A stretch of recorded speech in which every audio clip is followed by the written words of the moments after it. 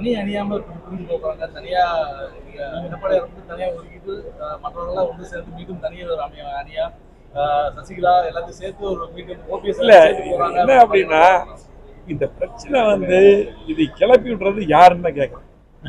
தயவு செஞ்சு இந்த அப்படி ஒன்று அற்புதமா எடப்பாடி தலைமையில இன்னைக்கு பாத்தீங்கன்னா கூட்டணி அமைச்சாரு. இன்னைக்கு சிறப்பா அந்த எடப்பாடியாரோட பிரச்சாரம் போல எந்த தலைவரும் பிரச்சாரம் பண்ணல. இன்னைக்கு அவ்வளவு மக்கள் வந்து எடப்பாடியாரோட பிரச்சாரத்தை ஏத்துட்டாங்க. அவ்வளவு கூட்டம் இன்னைக்கு கண்டிப்பாக மிகப்பெரிய வெற்றி அதிமுக தலைமையில் எடப்பாடி தலைமையில் வெற்றி வர போறோம். ஆகவே இதுல வந்து வெற்றியிடம் போட்டிருக்கிறோம். இன்னைக்கு வெற்றி நடை எடப்பாடி தலைமையில் போட்டிருக்கிறோம். இதுல மற்ற கேள்விக்கு இடமில்லை. இந்த கேள்வி கேட்கறது யாரு, இந்த பிரச்சனை கிளம்புறது யாரு? ஆகவே இதுக்கெல்லாம் முடிவு தேர்தல் வெற்றி. எடப்பாடி தலைமையில் மிகப்பெரிய வெற்றி பெறுவோம். இதெல்லாம் பதிலா இருக்கும். ஆனா வந்து இந்த பிரச்சனையை பத்திரிகையில் தான் எழுதுறீங்க.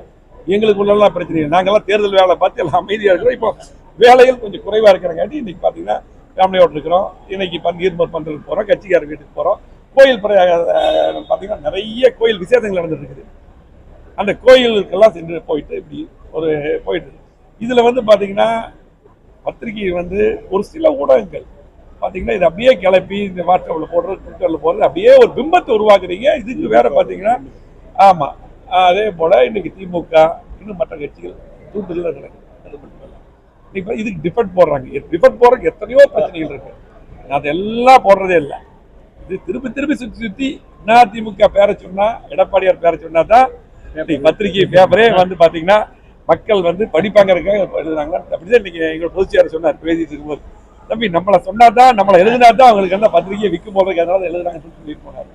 ஆகவே கண்டிப்பாக அதிமுக பொறுத்தளவுக்கு எடப்பாடியார் தலைமையில வெற்றி நடை போடுகிறது. 26 எடப்பாடியார் தலைமையில 26 வரங்கிற அண்ணன் 26 மட்டுமல்ல, எப்ப சட்டமன்ற தேர்தல் வந்தாலும் கண்டிப்பா எடப்பாடியார் தலைமையில மிகப்பெரிய வெற்றியை பெற்று மீண்டும் அம்மாவுடைய ஆட்சி அமையும்.